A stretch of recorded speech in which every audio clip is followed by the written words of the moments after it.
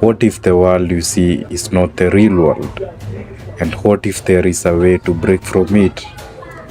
The Matrix, popularized by the movie series, has become a metaphor for society, control, and illusion, especially in this. And people at the bottom just don't seem to get it. They don't seem to wake up. And they don't seem to wake up because the people in charge try very hard to keep them asleep. You're constantly distracted by everything. You are done. You are now full slave mode. And that's all they want. It's always been the same playbook. It's absolutely incredible that people are not awake enough to see what's fucking happening. I struggle to sleep at night. Like literally what's happening. After this, there is no turning back. You feel like, kind of like we're in the Matrix, like there's something missing. Do you think that's like the government making those decisions? It's way above the government. Like that's what I mean. Like who do you think is they? There are people who've been in charge of the world for quite a long time. And people at the bottom just don't seem to get it. They don't seem to wake up. And they don't seem to wake up because the people in charge try very hard to keep them asleep. You're constantly distracted by everything. You are done. You are now full slave mode. And that's all they want. It's always been the same playbook. It's absolutely incredible that people are not awake enough to see what's fucking happening. I struggle to sleep at night. Like literally what's happening is fucking crazy. A lot of people out here, it still amazes me, they believe the government care about them. What the government wants is slaves. Slavery's not gone anywhere, right? So the old school idea of slavery, let's talk about slavery. A government would get slaves, make them work for free, and build things. That's slavery. So they've stopped doing that now. So what do they do now? They get people, make them build things for money, but the government print all the money. So if a government can create as much as they want of something from thin air, and you'll give up your life for this thing they can create from thin air as much as they want, you are still their slave. That's it. You used to be a slave and you'd work all day and at the end you got food and a house. Now you work all day, you get money, and you spend all your money on a food and a house. Like nothing, slavery is still here, my friends. No. Reality versus perception. Most people don't have perspective. The average person has no perspective. They live in a world of perception, how they perceive the world around them. Most individuals live with a frame of reference around themselves. They're the center of the movie. They're the star of the show. They're the center of the universe. That is an inherently human thing to do because humans in our evolutionary process and the pink matter that is our brains, we're always worried about survival. If you think about it, humans just 200 years ago, humans had to worry about how do I make it to the next day? How do I just survive? They were always focused on the here and now and how do I make it work today so I can live again tomorrow. You and I don't worry about how to make it through today. Most people are thinking about what am I going to do this weekend? What am I going to do next week? When is my upcoming vacation? We don't worry about the here and now. But the brain is still wired to live first and foremost in this survival mindset, this survival process. So the pink matter that exists in your brain and mine and everybody around us is still very much focused on the self as the most important element. And because of that, it views everything around the environment and around the individual through a lens of perception. What I perceive is real to me. To hell with what you perceive. What I perceive is the truth. What if your current reality is simply a constructed shape by external forces related to modern life, how we live in the matrix of our routines, social medias, and society expectation, shaping how we see the world? You can't handle the truth! There's a reason for this. There's a reason education sucks, and it's the same reason that it will never, ever, ever be fixed. It's never going to get any better. Don't look for it. Be happy with what you got. Because the owners of this country don't want that. I'm talking about the real owners now. The big, the wealthy, the real owners, the big wealthy business interests that control things and make all the important decisions. Forget the politicians. They're irrelevant. The politicians are put there to give you the idea that you have freedom of choice. You don't. You have no choice. You have owners. They own you. They own everything. They own all the important land. They own and control the corporations. They've long since bought and paid for the Senate, the Congress, the state houses, the city halls. They got the judges in their back pockets, and they own all the big media news, all the big media companies, so they control just about all of the news and information you get to hear.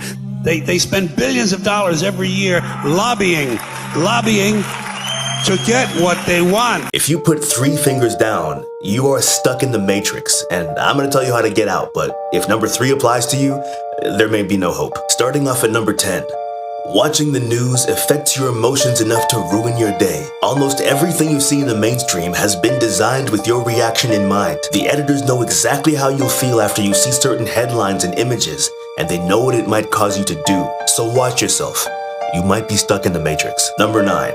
You do things because that's what everyone else is doing. You basically lack the courage it takes to live your life by design, which automatically means you live your life by default. You're stuck in the matrix. Number 8. All your Google searches begin and end on the first page of Google. You know exactly how much information is out there, but you're too lazy to look for it. I know, the matrix is comfortable. Number 7. Every time some sort of significant world event happens, you change your profile picture in solidarity for like 6 weeks, and then it's back to business as usual. This is you. Look back to see how many times you've done that over the years, and I guarantee you'll feel like a complete donut. You're stuck in the matrix. Number 6. You have an us versus them mentality, like about everything. Anytime something polarizing happens, you're quick to pick a side without careful consideration, as if things aren't complex and nuanced. You're stuck in the matrix. Number 5. You can't seem to articulate your emotion. You don't even know why you feel the way you do about certain things. All you do is react. You're stuck in the matrix. Number 4. Your thoughts are highly cyclical and you can't seem to break the pattern. Most of what you think comes from outside sources and is processed in the mind. If you can't seem to find a way to trace your thoughts back to their origin, then you're just going to think in circles over and over again, and that is draining. You're basically hypnotized. Number 3. You are always on autopilot. You constantly have to turn your brain off because you hate school, or you hate your job, or you hate standing in lines, but you're not actively doing anything to live a more interesting and fulfilling life. You're stuck. Try to live a life worth writing about. Try to live a life worth writing about. Otherwise, you're just an Energizer battery for the Matrix. Number 2, you are a hype beast. Listen, trends, they come and go, but style, class, it's timeless. And the number 1 way to know that you're stuck in the Matrix is this. You let the internet govern how you behave in real life. The world is a much, much different place than the internet.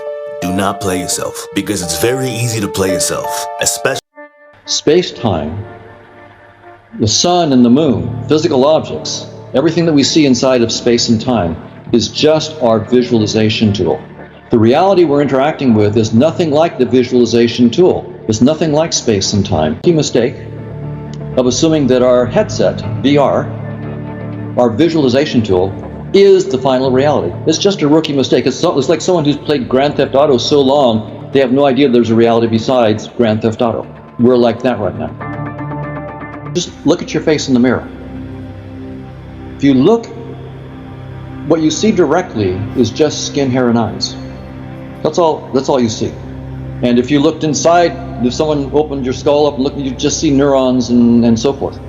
But what you know firsthand that you cannot see is your hopes, your dreams, your aspirations, your love of music, your mood.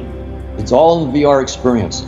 No physical object, including my body, is conscious. Strictly speaking, my brain isn't conscious because my brain, in fact, doesn't even exist unless I render it. Right? So if you're playing Grand Theft Auto, I'm playing a VR version of it. I got the steering wheel in front of me. I'm holding the steering wheel. If I look to the side, I no longer render the steering wheel, and there is no steering wheel. When I look here, I render it, and now there is a steering wheel. The same thing is true, strictly speaking, of neurons and brains.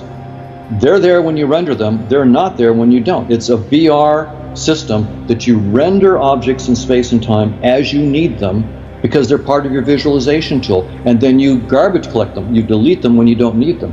Your life and my life right now is we're in a simulator, a space-time simulator.